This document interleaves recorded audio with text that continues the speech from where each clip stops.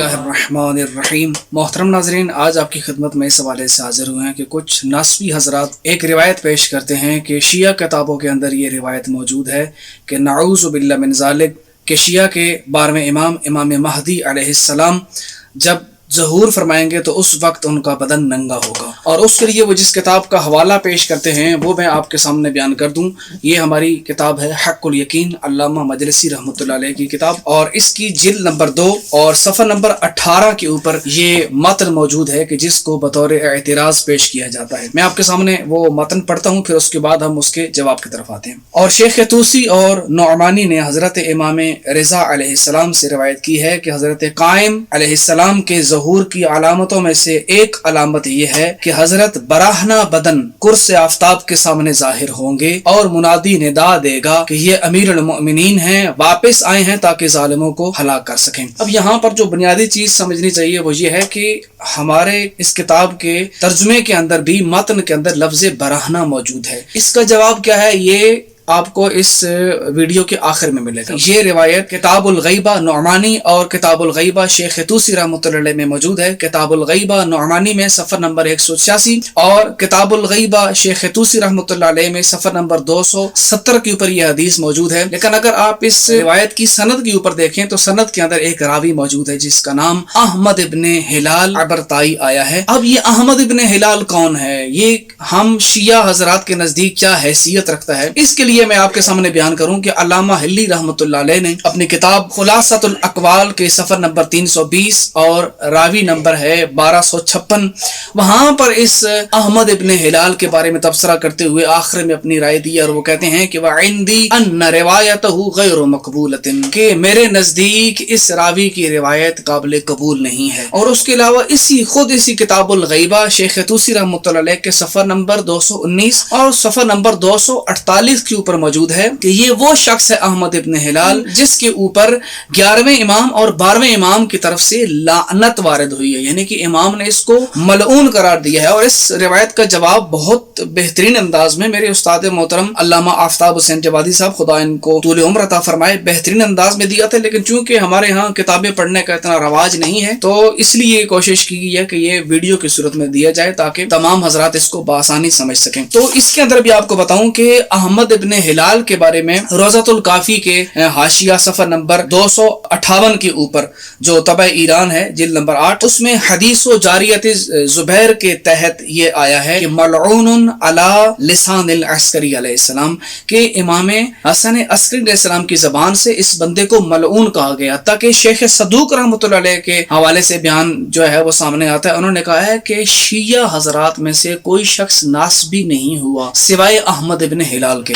तो ये इसकी हैसियत है रावी की जो आपके सामने बयान की है। वगरना अगर हम रावी के ऊपर तबसरा करें तो और भी बहुत सारी किताबें हैं। नताइज और तनकीह के अंदर देखें फी तमयीज़ सकीम मिन सही, जो अल्लामा अब्दुल्ला मामकानी साहब की जो किताब है उसकी जिल्द अव्वल जो पुरानी है उसके आगाज में तमाम रावियों की तनकीह की। इस किताब के भी सफ़र नंबर 11 के ऊपर अहमद इब्ने हिलाल अल अबरताई के बारे में कहा गया है कि ज़ईफ़ुन इलल गाया, ये इंतहाई दर्जे का ज़ईफ रावी है। खैर ये तो रावी के ऊपर तबसरा था कि ये सनद के लिहाज से रिवायत काबिल कबूल नहीं हो सकती है। उसके बाद दूसरा मरला आता है इस रिवायत के मतन के ऊपर।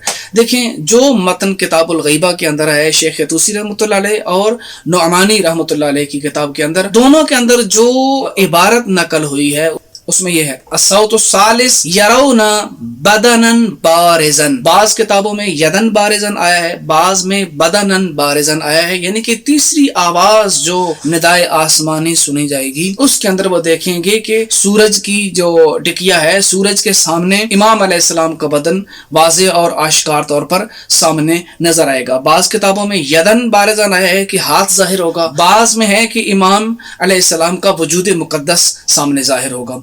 लेकिन यहाँ पर अभी जो गौर तलब बात है वो ये है कि रिवायत के अंदर तो लफ्ज बारिज इस्तेमाल हुआ है लेकिन तर्जुमा करने वालों ने इसको बराहना का लफ्ज इस्तेमाल किया है। और जो हमारे मुअतरिज हैं, एतराज करने वाले नासबी हजरात हैं, इन लोगों ने इसको नंगा होने के माना में लिया है। तो ये किस हद तक दुरुस्त बनता है?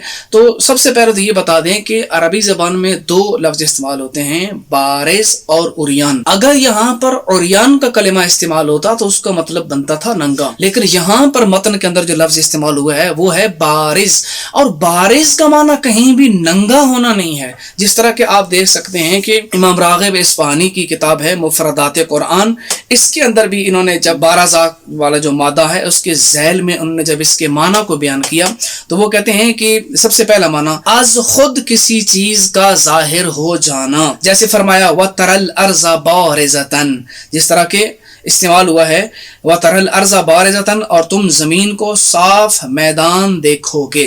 और ये पहला माना जो बयान किया था ना उसके अंदर कुछ आयात को भी उन्होंने नकल किया है कि जहां पर ये बाराजा का कलमा इस्तेमाल हुआ है, लबारज़ल्लज़ीना कुतिबा अलैहिमुल क़त्लु इला मज़ाजिइहिम, और जिनकी तकदीर में मारा जाना लिखा था वो अपनी अपनी कत्ल गाहों की तरफ जरूर निकल आते, यानी आश्कार हो जाते, जाहिर हो जाते। और एक और आयत भी लिखी है वलम्मा बारज़ू ले जालूता व जुनूदिही, और जब वो लोग जालूत और उसके लश्कर के बिल मुकाबल में आए, यानी कि उनके सामने आश्कार हुए, जाहिर हुए। और तीसरा माना जो बयान किया है किसी मस्तूर चीज का मुनकशिफ होकर सामने आ जाना, जिस तरह के फरमाने खुदाबंदी है व बारज़ू लिल्लाहिल वाहिदिल कहार, और सब लोग खुदा यगाना जबरदस्त के सामने निकल खड़े होंगे, यानी खुदा की बरगाह में हाजिर होंगे, सामने जाहिर होंगे। और फिर एक और आयत लिखी है व बारज़ू लिल्लाहि जमीअन, क़यामत के दिन सब लोग खुदा के सामने खड़े होंगे, यौमा हम बारिज़ून, जिस रोज वो निकल पड़ेंगे। और एक और आयत करीमा है व बुर्रिज़तिल जहीम लिल गावीन, और दोज़ख गुमराहों के सामने लाई जाएगी।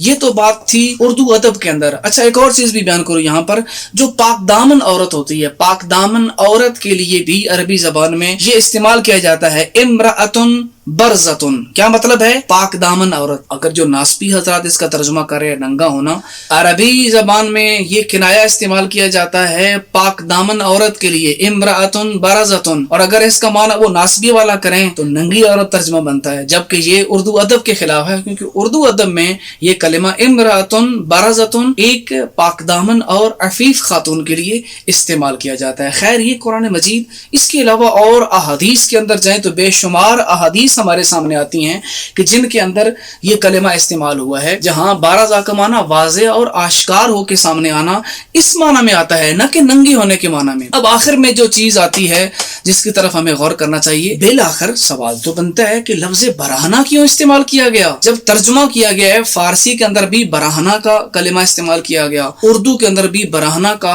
लफ्ज इस्तेमाल किया गया, तो यहाँ पर एतराज करने वाला कह सकता है भाई आप जितनी भी तावीलें करें, लफ्ज तर्जुमा करते हुए आप खुद बराहना इस्तेमाल कर रहे हैं। तो उनके लिए जवाब दे रहे हैं कि हर मकाम पर लफ्ज़ बराहना का माना नंगा नहीं होता।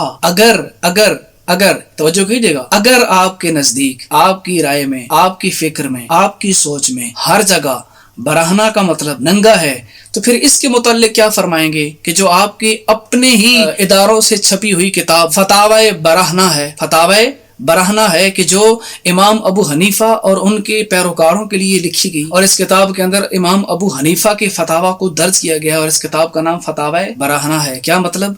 यानी आश्कार और वाज़े फतावा, न कि नंगे फतावा, क्योंकि आपके ट्रांसलेशन के मुताबिक तो इसका मतलब होगा नंगे फतवे। नंगे फतवे इसका तर्जुमा करेंगे? नहीं, कोई शख्स भी जो अक्ल रखने वाला है वो फतावा बराहना का तर्जुमा नंगे फतवे नहीं करेगा, वाज़े और आश्कार फतवे करेगा। लिहाजा यहाँ से साबित होता है जो रिवायत हमारी शिया कुतुब के अंदर आई है, अव्वलन तो अज़ लिहाज़ सनद इस पर इश्काल वारिद होता है, वो काबिल कबूल नहीं है। जिस तरह के अल्लामा हल्ली रहमतुल्लाह अलैह की इबारत आपके सामने पेश की कि अहमद इब्न हिलाल वो शख्स है कि उसकी रिवायत हमारे नज़दीक काबिल कबूल नहीं है। बहरहाल इस पर गुफ्तगू हो सकती है। और बिल आखिर जो आखिरी नतीजा निकलता है कि अरबी जबान में लफ्ज़ बारिज़ का मतलब होता है वाज़े और आश्कार होना, न कि नंगा होना। लिहाजा ये कोई एतराज नहीं बनता कि जिसकी बुनियाद पर यह कहा जाए कि शियों ने अपने इमाम की तौहीन की है और वो शिया जो हैं अपने इमाम को इन कलिमात के साथ याद कर रहे हैं। गोया इस रिवायत का मफहूम ये होगा कि इमाम अलैहिस्सलाम की ज़ात अक़दस जब इमाम ज़हूर फरमाएंगे तो वो लोगों के सामने वाज़े और आश्कार होके आएंगे और उनका ज़हूर हो जाएगा, न कि इमाम नंगे होंगे। बस इसी के साथ